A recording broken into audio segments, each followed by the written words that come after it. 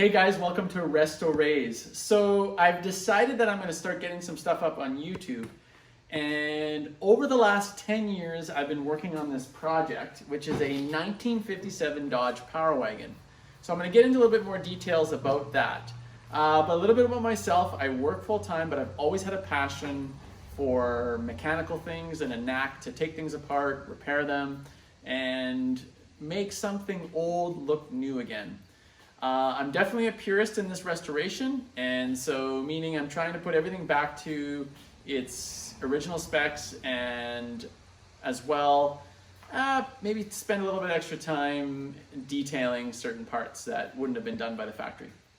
But anyhow, I started this project over 10 years ago, so they take time. I work on them after the weekends. My son and daughter are with me. They help me out. Actually, my daughter's behind here. She's actually wiping the Power Wagon down. There was quite a bit of a bit of dust.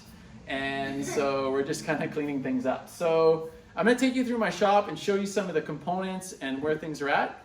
But also what I'm going to do is I'm going to put a link to another video series of photos and documentations that I've done from the time that I picked up this Power Wagon in the field. I've actually got two. One became a donor.